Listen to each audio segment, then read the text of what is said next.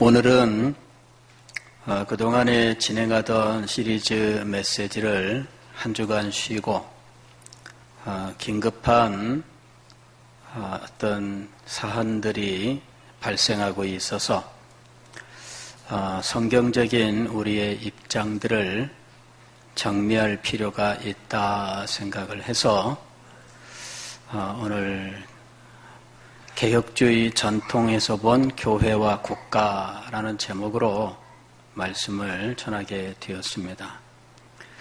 부제는 신조와 예배의 권위는 어디에 있는가라는 것입니다. 최근에 우리는 이전에 겪지 못했던 엄청난 역사적인 사건들을 경험하고 있습니다. 우리는 겪고 있기 때문에 이것이 그렇게 큰 일인 줄 잘 못 느끼겠지만 제가 볼 때에는 1950년 6월 25일에 있었던 6.25 사변 아마 그 이상 가는 역사적인 의미를 가지는 사건들이다라고 생각을 합니다. 그 중에 첫째는 코로나19 바이러스의 사태죠. 이것은 우리의 삶에 얼마나 많은 영향을 미치고 우리의 삶을 변화시킬 뿐만 아니라 우리의 생각을 변화시키는지, 우리가 기왕에 가지고 있었던 세계관, 언제까지나 이 안정된 세상이 발전할 것이라고 생각했었던 이 세계관이 완전히 무너지고 인간은 언제든지 대규모 질병에 의해서 무너질 수 있다라고 하는 인간의 연약함을 깨닫게 되는 엄청난 사건이 된 것입니다. 그리고 이 코로나19 사태는 오늘 우리 성도들에게도 영향을 미치고 교회에도 막대한 영향을 미치고 있습니다. 아마 이후에는 우리들의 신앙생활의 관점이 바뀌고 또 신앙생활의 모습이 바뀌는 큰 변화가 예상되고 있는 상황입니다.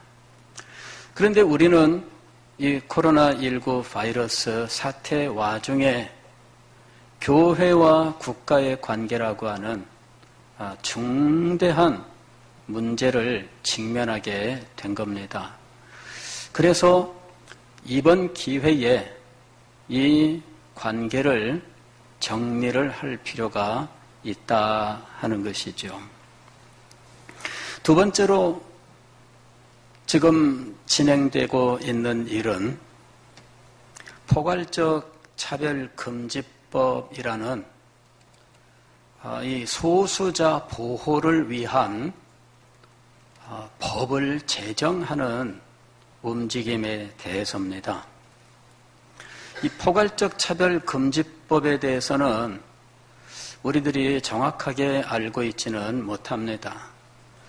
그러나 이것이 세계적인 현상이고 소수자라고 부르는 사람들을 보호하려고 하는 인권운동으로 진행되고 있지만 알고 보면은 인권의 이름으로 다수자를 핍박하는 이 또 다른 인권 침해의 요소가 있는 이런 문제가 있는 것입니다. 그런데 이것이 약자를 보호하고 또 약자들을 격려해주고 세워주는 일들을 하는 교회가 오히려 이 법에 의하여 심각하게 제재를 받고 어려움을 겪게 될 것으로 예상되고 있는 상황이에요. 굉장히 역설입니다. 교회는 언제나 약자들을 돌보았고 약자의 편이 되었고 그래서 이 약자들이 어려움을 겪을 때에는 그 편에서 어려움을 함께 나누는 기관이었는데 이제는 이 포괄적 차별금지법에 의해서 교회는 소수자, 약자들의 대적이라고 하는 등식이 지금 준비되고 있는 상황이라는 것이죠. 그런데 이 일을 현재 이 정권이 지금 추진하고 있는 일입니다. 그리고 이 일이 성공하게 되면 우리는 우리가 믿는 도리를 설교도 하지 못하고 가르치지도 못하는 이런 상황에 처할 수가 있다는 것이죠.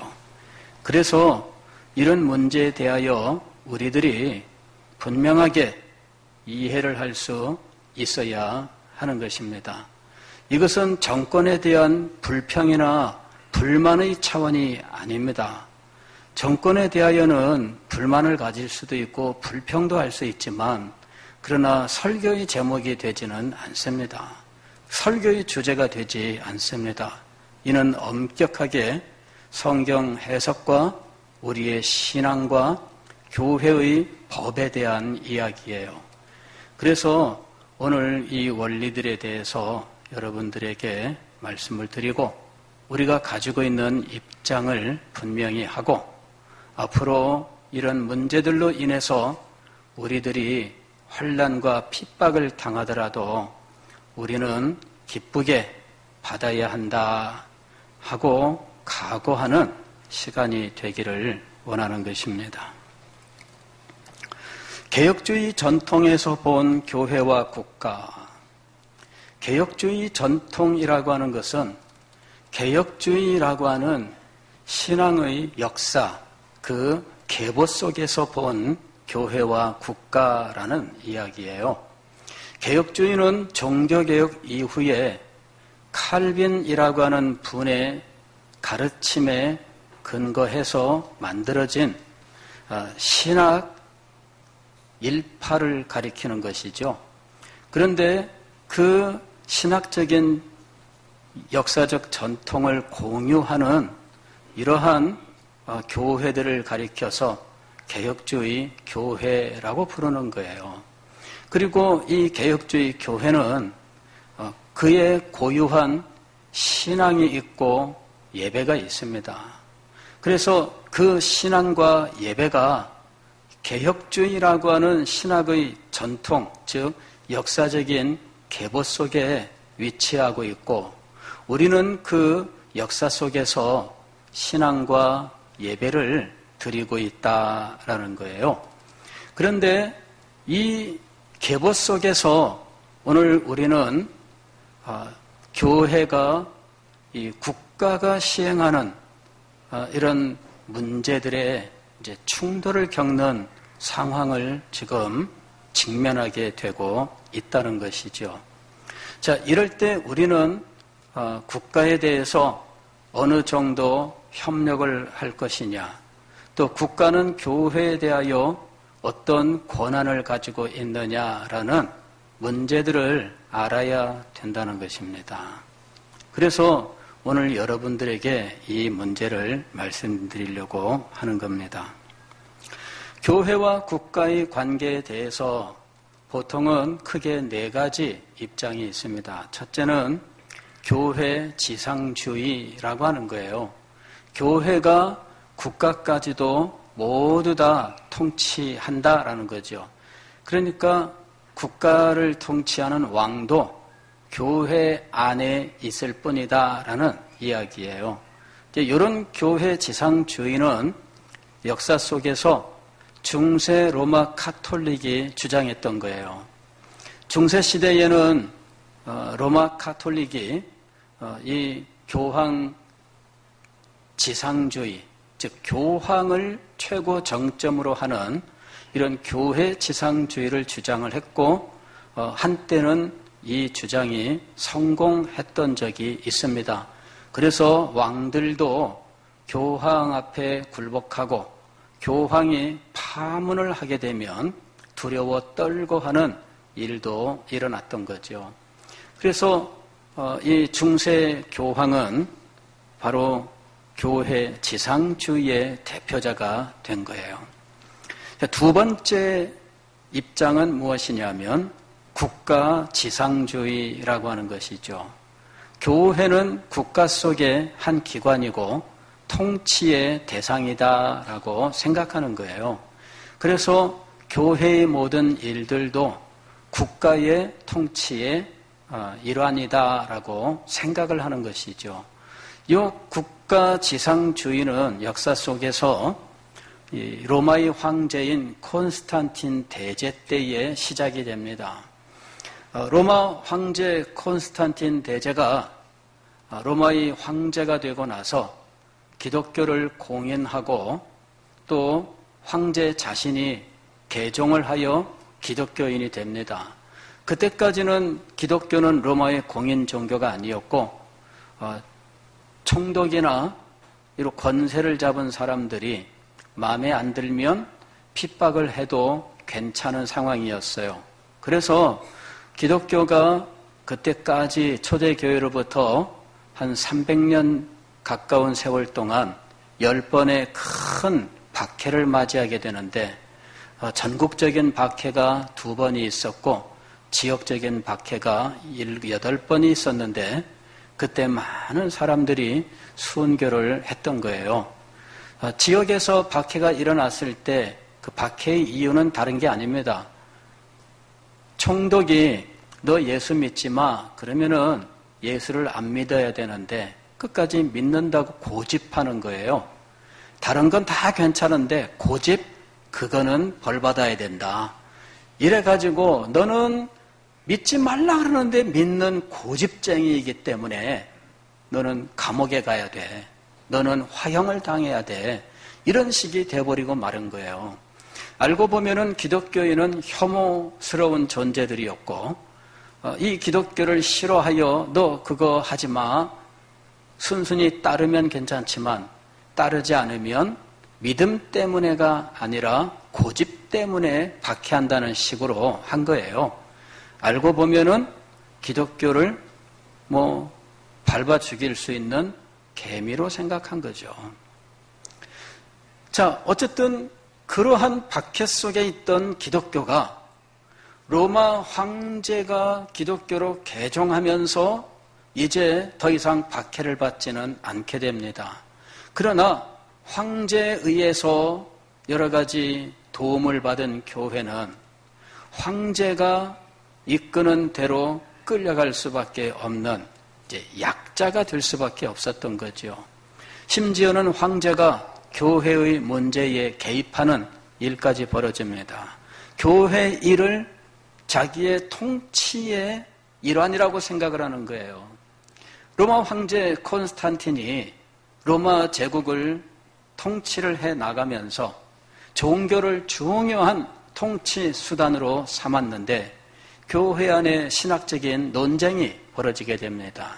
아리우스라고 하는 사람이 예수 그리스도의 신성과 인성에 대해서 하나님의 아들이라고 하는 용어에 대해서 새로운 해석을 내놓기 시작하면서 예수 그리스도는 참 하나님이 아니라 하나님과 유사한 분이다라고 하는 주장을 하면서 이것에 대하여 정통 견해를 가진 사람들이 반대하고 이 문제로 교회가 시끄럽게 되니까 황제가 여기에 개입을 합니다. 교회가 이런 일들로 논쟁하고 시끄러워지면 통치에 문제가 된다. 온 나라가 하나로 통합돼야 되는데 종교로 인해서 둘로 나뉘게 되면 나라도 둘로 나뉘게 되니 이럴 수 없다 해서 황제가 종교회의를 소집하게 돼요. 이것이 최초의 종교회의, 니케아 종교회의라고 부르는 겁니다. 그로 인해서 아리우스주의, 즉 예수 그리스도는 하나님이 아니라 하나님과 유사한 분이다라고 주장했던 아리우스는 정죄를 받게 되고 예수 그리스도는 참 신이며 참 사람이라고 하는 이 입장이 정통 입장이 됩니다. 그러나 황제는 여전히 아리우스와 그 일파들에 대하여 호의를 가지고 그들 뒤를 봐주기 때문에 교회 안의 이 문제는 쉽게 가라앉지를 않게 됩니다. 어쨌든 이렇게 황제가 교회의 문제를 직접 개입하여 총회를 소집을 하고 이 총회를 황제가 좌지우지하는 이런 상황이 되었어요. 물론 하나님께서는 그 가운데에서 신학적인 중요한 결정을 하기는 하셨지만 그럼에도 불구하고 교회의 회의가 황제가 소집하고 황제가 주장했다라고 하는 이 일만큼은 교회에 아주 큰 악영향을 미치게 된 겁니다. 심지어 콘스탄틴 대제는 자신을 감독이라고까지 주장을 했습니다. 자기 자신을 감독, 즉 평신도입니다. 그리고 아직 세례도 받지 않았던 사람이에요. 개종은 했지만 세례는 받지 않고 죽기 전에 세례를 받았는데 이 사람이 스스로를 교회의 감독이라고 주장을 한 거죠. 감독은 어떤 사람이냐면 일정한 지역의 목회자들이 모여서 그 지역의 교회들의 신학과 신앙과 성도의 삶을 보존하기 위해서 세워놓은 인물이에요. 그런데 평신도가 감독을 자처하는 이런 일이 벌어진 거지요. 그러니 황제이면서 감독이 되어서 세속의 권한과 교회의 권한 양자를 다 소유하여 자기 스스로 그 땅의 모든 감독들 위에 최고의 감독을 자처하게 된 겁니다. 자, 그런데 이런 일들이 역사 속에 또 등장을 합니다. 이것이 바로 영국 교회 종교개혁이에요. 영국에서 종교개혁이 일어나게 되었는데 그것은 사실은 국가지상주의의 일환이었습니다. 이제 왕 헨리 8세가 자기의 왕권을 안정시키기 위해서 왕자를 낳아야 되는데 왕자를 낳지 못하는 왕비와 이혼을 하고 새로운 왕비를 얻어서 아들을 낳기를 원했습니다. 로마 교회 교황이 이혼을 허락하지 않자 그러면은 나는 로마 교회와 단절하겠다. 로마 교회와 단절하고 왕이 교황의 자리를 차지한 거예요. 즉 왕이 교황과 같은 위치를 갖게 된 거죠. 이것이 바로 수장령이라고 부르는 법의 내용입니다. 즉 로마 교회와 단절하고 영국 교회는 왕을 교회의 머리로 한다라는 것이에요. 왕이 교회의 머리가 되었다 하는 말은 평신도가 교회의 모든 일들을 결정하는 최고 권위자다라는 이야기입니다. 여기서부터 계속하여 문제가 일어나게 된 거예요. 왕이 교회의 최고 권위자가 되니까 왕이 자기의 법령으로 이제 이 성직자들을 임명을 하고 그리고 자기가 법령으로 이제 예배 모범을 만들어서 예배에 관하여 왕이 만든 법에 의하여 예배를 드리게 하고 이 예배 법을 따르지 않으면 법적으로 처벌을 하는 일이 벌어진 거예요. 근데 이것이 당시 종교개혁의 정신을 가진 사람들 입장에서는 받아들일 수 없는 거였습니다. 왕이 법을 만들어서 교회의 예배에 대하여 왕의 입장을 강요하는 것, 이것이 합당치 않다는 거죠. 거기에 관계된 것들이 몇 가지가 있는데 하나는 성직자들의 옷입니다.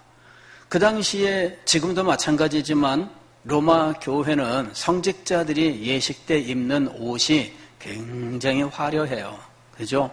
여러분 지금도 TV 같은 데서나 영화에서 로마 교회의 주교나 추기경, 로마 교황 이런 사람들 옷 입고 나오는 거 보면 굉장히 화려합니다. 아마도 그런 옷들은 한 벌에 1억씩 갈지도 몰라요. 실제로 그렇게 갑니다, 여러분. 엄청나게 화려한 거예요. 성직자들이 그런 옷을 입고 자기의 영적 권위를 옷으로 표현하는 거였죠. 이게 아니라는 거예요. 이게 아니다. 성직자가 어떻게 자기의 권위를 옷으로 표현할 수 있느냐? 이는 성경적이 아니다. 그래서 성직자들의 이 예식 옷에 대하여 반대가 일어났어요. 그거는 우리가 따라가면 안 된다. 그런데 왕의 입장이 있습니다. 왕의 입장이 있기 때문에 자기 주변에 모든 사람들이 화려한 옷을 입어야 돼요. 왕 자신도 화려한 옷을 입고, 그리고 이 행사에 따라서 입는 옷도 다 구별되고, 입는 옷도 어마어마한 가격입니다. 어마어마한 가격이에요. 여러분들 상상하지 못합니다. 1억짜리 옷은 옛날에는 그냥 입는 옷이에요. 왜냐하면은 그 시대는 오늘과 같은 경제가 아니에요. 그냥 노예 경제이기 때문에 인건비니 뭐니 이런 거 계산 안 하는 시대입니다. 그러니까 값으로 표현할 수가 없어요. 왕과 관련되는 사람들도 그에 맞는 옷을 입어야 돼. 성직자들도 그에 맞춰야 돼. 이 옷의 문제가 등장을 했어요. 그 다음에 등장한 것은 성찬 예식의 문제입니다. 성찬 예식에서 떡과 포도주 가운데 포도주는 주지 않고 떡만 주는 문제, 로마 교회에서 행하는 그것을 그대로 가져다가 행하는 문제, 그 다음에 성찬을 받을 때에 앞에 나와서 무릎을 꿇고 수동적으로 혀만 내밀어 받는 이런 문제, 성찬은 그렇게 해서는 안 된다라는 것이었죠. 그래서 법으로 이 성직자들의 옷과 그 다음에 이 성찬의 문제, 이런 것들을 예배 모범이라는 이런 법으로서 강제하니까 이것에 대하여 저항하는 일들이 있었던 거예요.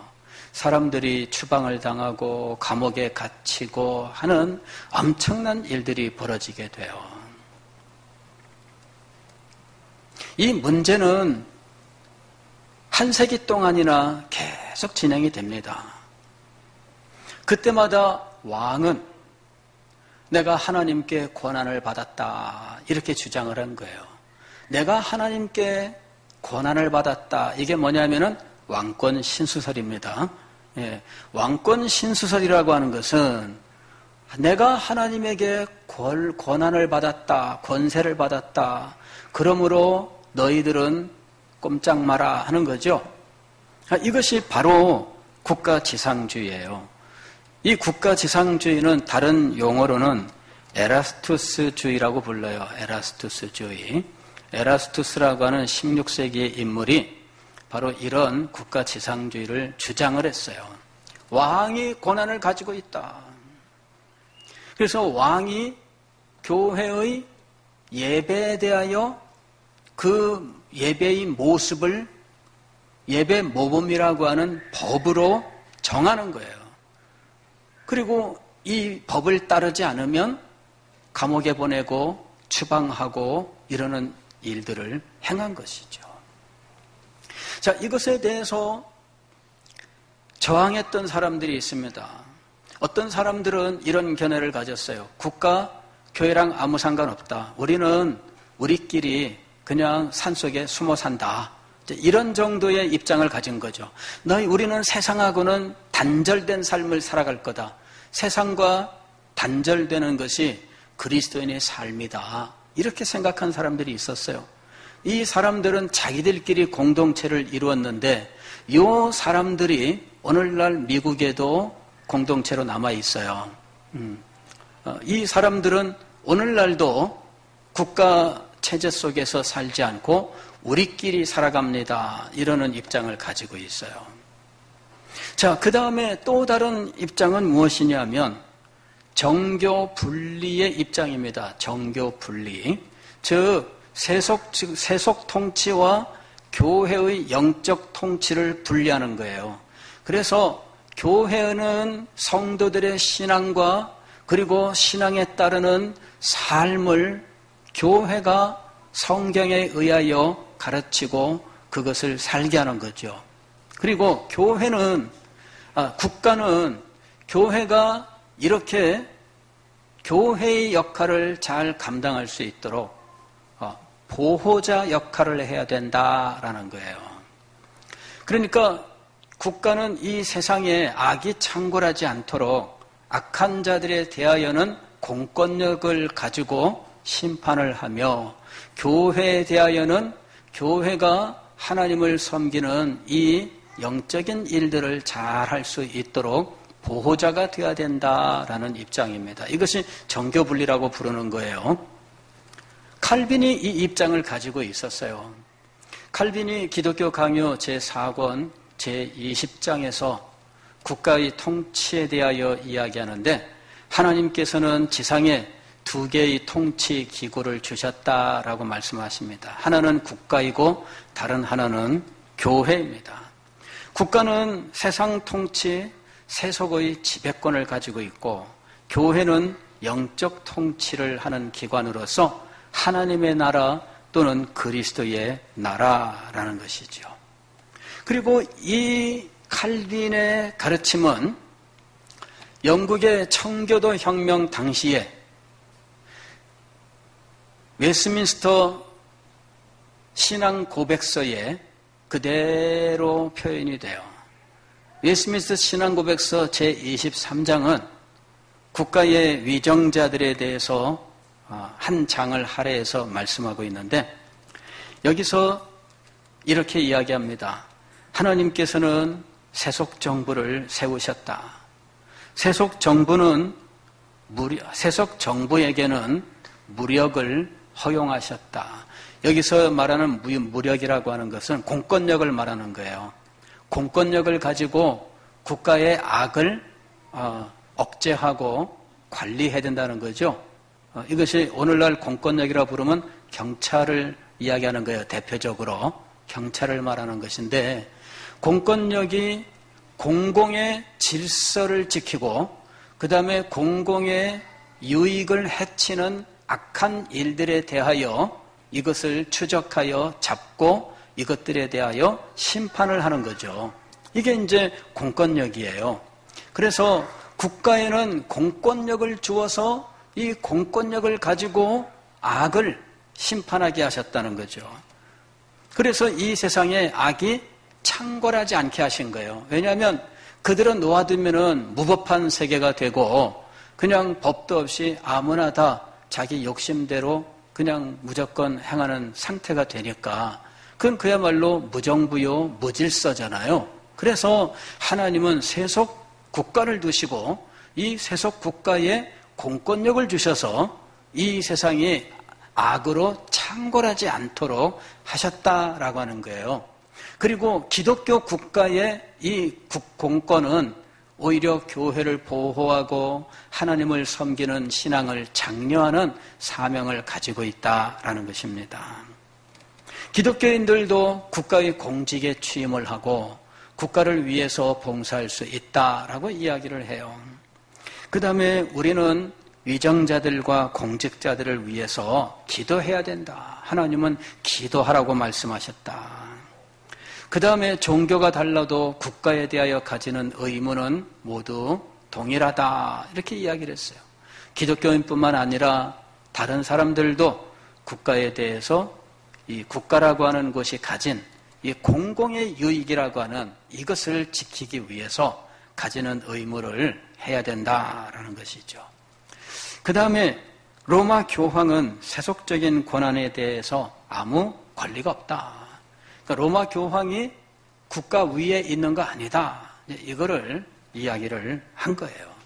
자, 이 국가에 대해서 이러한 원리를 세운 이유는 무엇이냐면 하나님의 영광과 우리의 유익을 위해서다. 이렇게 이야기를 한 거죠. 우리는 이 칼빈의 기독교 강요에서 가르쳤던 국가와 교회가 분리가 되되 국가는 이 세상의 악을 억제하고 교회를 보호하는 일을 한다라고 하는 이 입장, 그리고 교회는 영적 통치 기관이 돼 국가에 대하여 직접적으로 간섭하는 것이 아니라 기독교인들이 공직자로서 취임하고 공직세계에 진출을 해서 봉사할 수 있다라고 이야기한 거예요. 그건 기독교인들이 개인적으로 국가의 위정자로 혹은 공직자로 봉사해야 된다는 것이죠. 국가와 단절되어서 배타적인 관계로 가는 것이 아니라 그 속에 참여자가 된다는 거예요. 그 기독교인이 국가기관의 참여자가 되므로 국가가 교회에 대하여 과도하게 행하는 부분들을 이 사람들이 막아야 되는 책임도 갖게 되겠죠. 그러니까 기독교인들은 다양하게 이 나라의 요소에 진출을 해서 그곳에서 하나님의 뜻을 실현하는 사명을 감당해야 한다는 것이에요. 그런데 이제 이 문제가 여러분 이렇게 말하기는 쉽지만 역사 속에서 이것이 실현되기까지는 굉장히 힘들고 어려운 과정을 거친 거예요. 국가지상주의, 왕권제일주의 이것이 여러분 역사 속에 실현될 때에는 교회에서 많은 어려움을 겪었어요.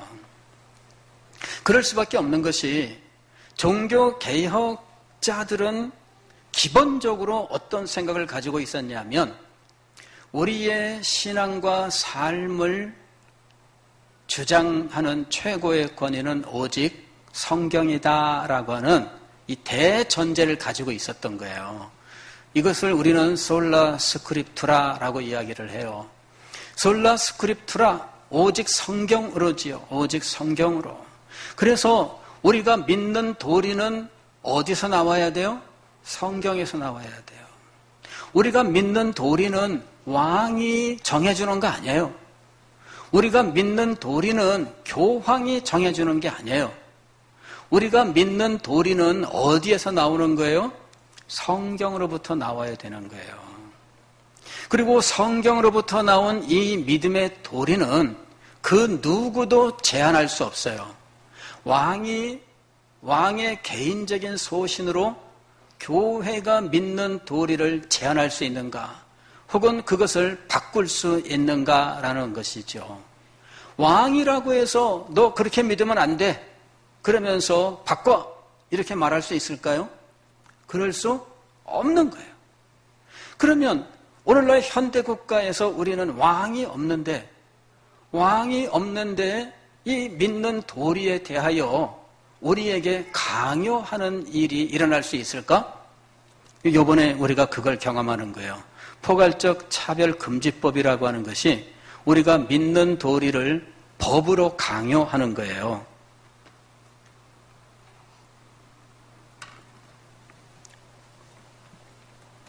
그리고 너희가 믿는 도리를 말하지 말라. 이거죠. 말하지 말라. 믿기는 믿는데 말하지는 마라. 그게 말이 될까요? 믿는 것은 하나도 빠짐없이 가르쳐야 돼요. 그리고 그것이 선포되어야 되는 순간에는 선포가 되어야 돼요. 그래야 그것이 참으로 믿는 도리인 것이죠. 그런데 이것을 강제로 법이라고 하는 이름으로 금지하겠다라고 하는 것이 이 포괄적 차별금지법의 취지예요. 그 중에 대표적으로 지금 등장하고 지금 부딪히고 있는 것이 동성애라고 부르는 겁니다. 동성애라고 하는 것이에요. 동성애 성경 우리가 로마서 1장에 보면 분명히 나와요. 남자가 남자로 더불어 부끄러운 일을 하는 이것이 인간의 죄 때문이다라고 하는 이러한 분명한 인간의 그 죄악성에 대한 진술이 있습니다. 그런데 이런 것들을 이제 우리는 가르칠 수 없게 하는 이러한 법을 지금 제정하는 이런 움직임을 보고 있는 거예요. 과거에 일제시대 때 그런 일이 있었어요. 교회에서 성경을 펼쳐놓고 우상숭배를 하지 마라 하는 부분들은 다 지웠어요. 성경에서. 왜 그렇게 했을까요? 신사참배가 우상숭배라고 하니까 신사참배는 우상숭배가 아니다. 국가 그냥 예식이다. 이러면서 우상 숭배하지 말라, 이 성경 모두 지우라고 한 거예요. 성경에서 그것을 지우고 아예 보지도 말고 말하지도 말고 우상 숭배 이거를 성경에서 아예 지워버리는 이 악랄한 일을 행한 거예요.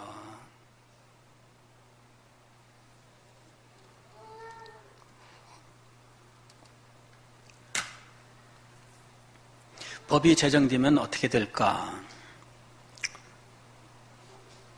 이미 차별금지법이 통과된 나라가 세계에 굉장히 많습니다. 그런 나라들은 어느 목사님이 동성애 성경적으로 이는 잘못되었고 이렇게 설교를 했다. 그럼 당장에 입건되는 겁니다. 형사처벌을 받게 돼 있어요. 믿음의 내용을 법으로 제한하는 일이 된 거예요. 성경 해석을 법으로 제한하게 된 거예요. 저는 동성애에 대해서 여러분들에게 설교를 한 적이 없습니다. 물론 동성애에 대한 입장들이 표명된 적은 있지만 그 문제를 가지고 여러분들에게 온전히 설교를 한 편이라도 한 적이 없어요. 왜냐하면은 그건 정말 소수의 문제였고 이게 현재 우리 교회에 무슨 어떤 이슈가 되는 큰 문제가 아니기 때문이었어요. 그런데 이 문제가 이슈가 되게 하는 상황이 벌어졌습니다. 왜? 이걸 법으로 제정하면서 너희의 믿음의 내용은 법으로 금지한다라고 지금 이렇게 나오고 있기 때문이에요. 법으로 금지하는 것, 법으로 금지만 하면은 최고일까요? 저는 이 정권에 관계된 사람들의 이 생각에 대해서 그 천박함에 대해서 놀랍니다.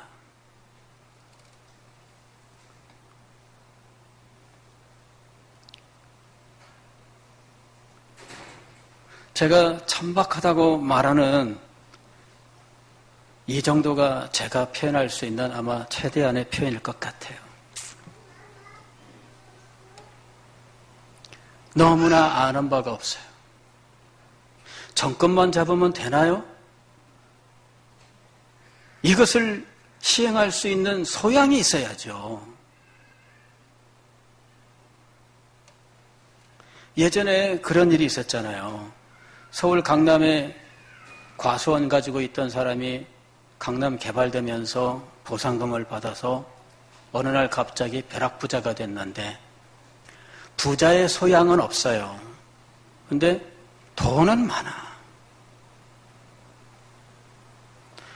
그래, 그 당시에 우스갯말이 있었습니다. 좋은 집을 사서 이제 거실을 꾸며야 되겠는데 거실에 그래도 책이라도 좀 갖다 놓으면 그럴듯하게 보인다고 책 좀 갖다 놓으세요. 무슨 책 갖다 놓을까요? 어쨌든 책만 채워주세요. 자기가 읽은 책도 아니고요. 무슨 내용인지, 저자는 누군지, 도대체 무슨 사상을 담고 있는지 아무것도 없고 원리도 없고 아무것도 없어요. 무조건 책만 넣은 거예요. 그리고 탁하니 소파 놓고 앉아서 자, 사람들을 만납니다. 사람들은 와서 책을 보고 놀라지요. 아, 책이 많네요. 그러나 그뿐이에요.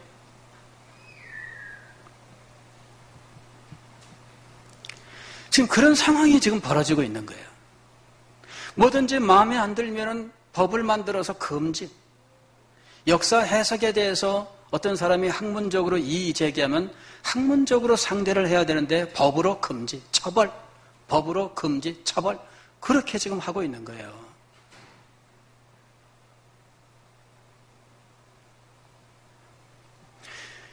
저는 그런 내용에 대해서 제가 무슨 누가 다 동의해서 얘기하는 게 아닙니다.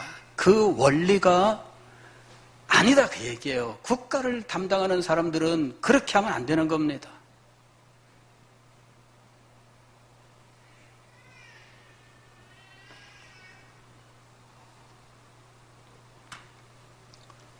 우리는 개혁주의 전통에서 이 신조와 예배는 오로지 성경대로라고 하는 이 대원칙을 가지고 있어요.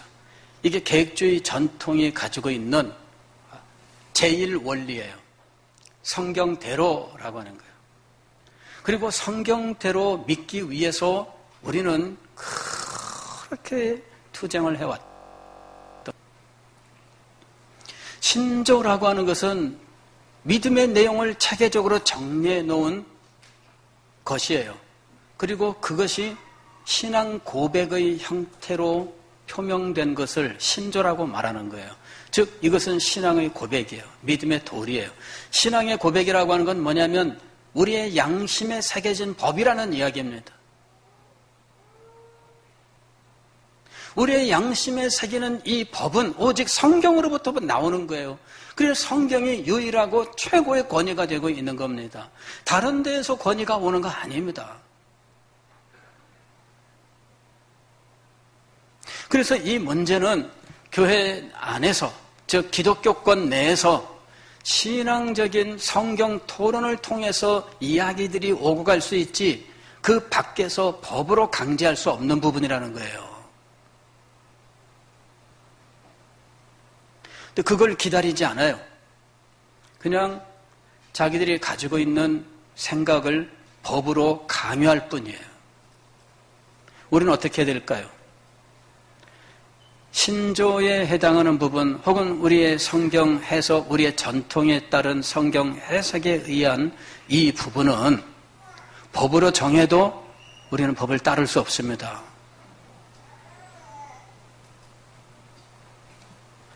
저는 이 부분에 대해서는 불복종을 선언합니다.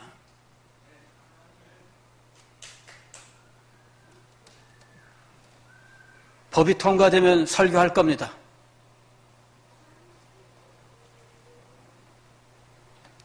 이제까지 설교 안 했지만 법이 통과되면 설교할 거예요. 잡아가면 잡아갑니다. 당회에서 정할 겁니다. 장로님들도 설교하세요. 우리 교회에서 설교자 50명 세울 겁니다. 50명 잡아가라 그랬어요. 저는 우리 교계 대한민국에서 이 법을 설교하는 이런 불복종 운동을 벌여서 5만 명만 감옥에 가자.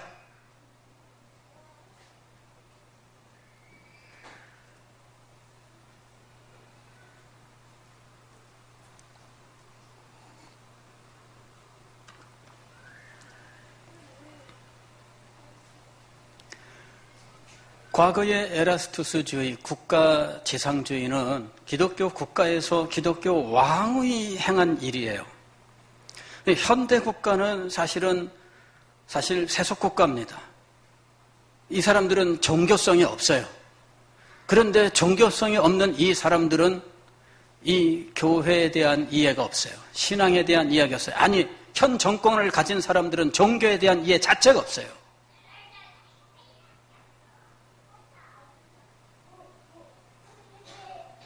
정치적인 유익 그룹만 판단하고 접근을 하는 상황이라면 진지하게 이런 부분들에 대한 고려가 없어요. 아니 저는 현 정권뿐만 아니라 정치인들은 아마 대부분 그러지 않을까 생각을 합니다. 사실은 그런 마음을 가지고 있어요.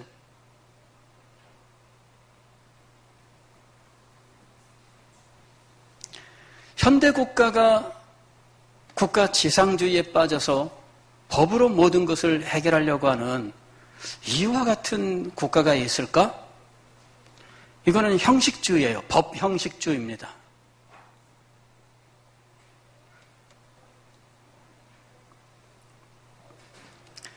종교의 자유라고 하는 이것은 역사 속에서 수없이 많은 피를 흘리고 그리고 교훈을 얻어서 만들어진 거예요. 그리고 현대 세계가 정교 분리의 원칙을 따라 진행되어 온 것은 굉장히 최근의 일입니다.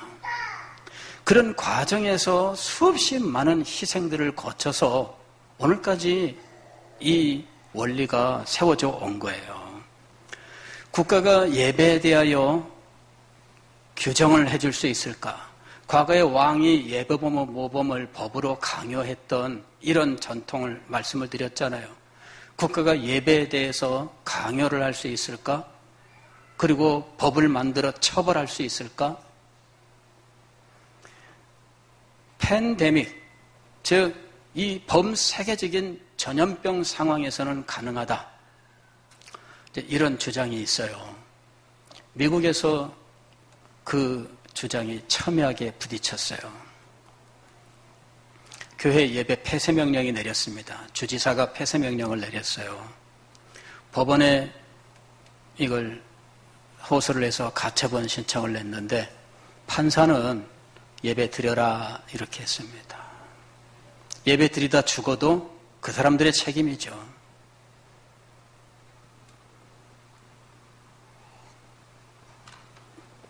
우리보다 그 책임을 더 포괄적으로 인정을 해줘요. 그 사람들은 그런 게 있습니다. 해수욕장 가서 안전요원 없습니다. 자기가 가서 즐기다 물에 빠져 죽으면 그걸로 끝나요. 우리나라는 난리가 나죠. 예. 우리는 개인의 책임 부분을 굉장히 축소해서 모두 국가 책임으로 어디 책임으로 다 미루는 거예요.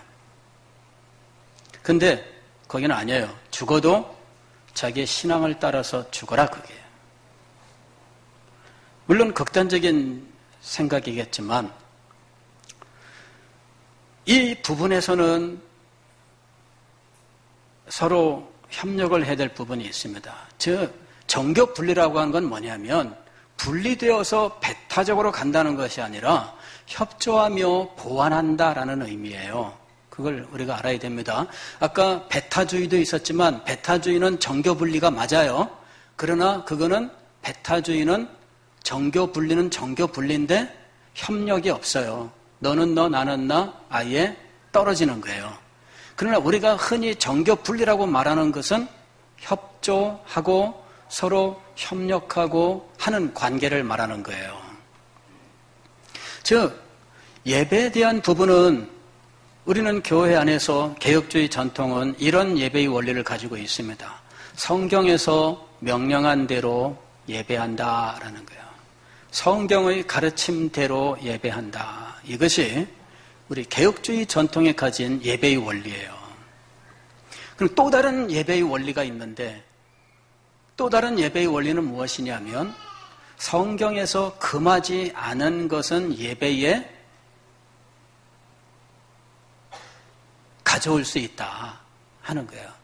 즉 성경에서 금하지 않은 것은 예배에 다 가져올 수 있다. 그러다 보니까 인간이 좋다고 생각하는 것을 예배에 다 수집해서 모아놓는 거죠. 그러니 예배를 화려하게 하고 예배에 온갖 장치를 다 동원하는 일이 가능하게 된 거예요. 그러나 개혁주의 전통은 예배에 대하여 성경에서 명령한 대로 예배한다라고 하는 예배의 원칙을 가지고 있어요. 그래서 우리는 이 예배의 원칙을 어디서 가져오느냐? 성경으로부터 가져오는 거예요.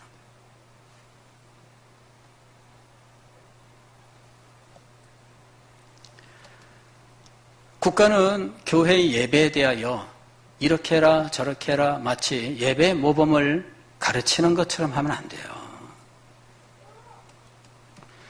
코로나19 사태로 인해서 어떤 상황이 되어도 교회에 대하여 예배를 이렇게 해라 저렇게 해라 그렇게 하면 안 돼요. 교회에게 정보를 제공해서 협조할 수 있도록 해야 돼요. 의학적인 판단으로서 질병본부에서 이렇게 저렇게 발표하죠. 그리고 그것을 국가에서 시행하는 어떤 시행령처럼 시행을 하죠. 그러나 그거를 교회에 정보 제공을 하고 설득을 하고 그래서 교회가 책임 있게 결정할 수 있도록 하는 것이 지혜롭게 정책을 집행해 나가는 사람들의 모습이라고 봅니다. 근데 그런 부분들을 안 해요. 거칠게 해요. 한데 일단 후려치고 보는 거예요.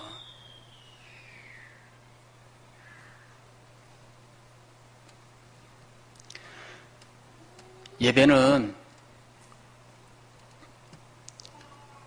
교회의 권한이에요. 우리는 의학적인 정보를 가지고 예배 시간에 이 예배에 대하여 우리가 할 수 있는 도리들을 다 합니다. 질병본부에서 방역에 대한 지침을 말했을 때 우리들도 판단해 보고 우리도 따르자 해서 따르고 있어요. 그러나 국가가 법으로 정해줬기 때문에 우리가 그대로 따라가야 되는 건 아닙니다.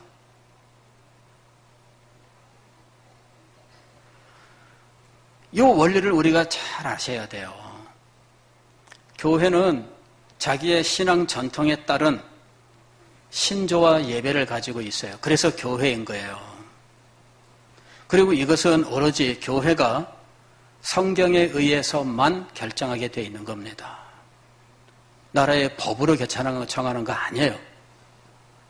국가의 명령으로 정하는 거 아닙니다.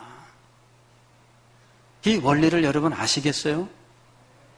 그래서 우리가 이야기를 하는 거예요. 이 원리를 이해하지 않고 강제하게 된다면 우리는 이 원리를 지키기 위해서 투쟁할 수밖에 없다는 거예요.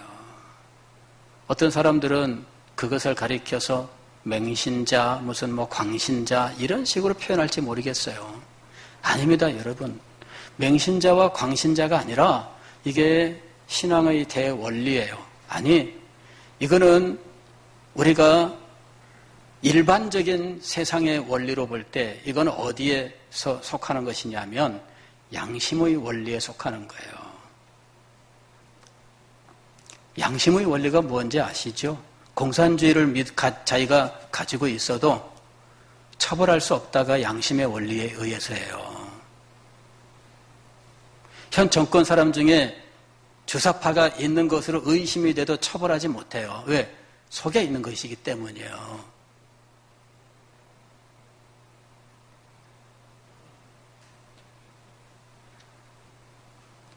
그것이 밖으로 표출되어서 국가를 전복시키는 움직임으로 나타나면 처벌할 수 있어요. 속에 있는 한 처벌할 수 없어요. 그것이 인간의 권리예요.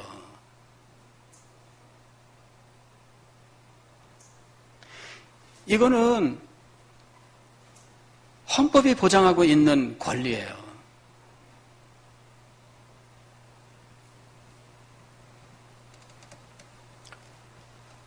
사랑하는 성도 여러분, 현 시국에 대해서 저는 정파적 입장이 아닌 개혁주의 전통 입장에서 여러분들에게 이 시국에 대한 말씀을 드렸습니다.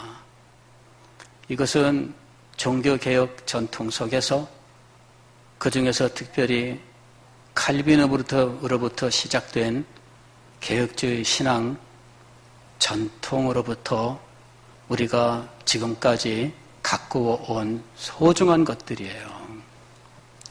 우리는 이것이 성경적으로 합당하다고 믿고 있습니다. 그리고 성경을 최고의 권위로 삼아서 우리는 그 어떠한 일들이 있어도 성경대로 믿고 성경대로 살아간다고 하는 이 확고한 믿음을 가지고 있는 것입니다. 성경적으로 믿고 성경대로 살아갑니다. 이 부분을 법이라는 이름으로 강제하고 바꿔라 하고 말하지 못하게 한다면 우리는 불복종할 수밖에 없습니다. 그리스도인들은 하나님의 법에 순종하는 사람들이에요. 이것을 위하여는 세상의 불이익도 감수해야 됩니다. 이것을 오늘 우리가 이 시간에 마음속에 새기고 언제든지 하나님의 말씀에 순종하다가 내가 환난과 핍박을 받으면 내가 받겠노라 다짐하고 성경 위에 믿음을 세우는 우리가 될 수 있기를 주의 이름으로 축원합니다. 기도하겠습니다.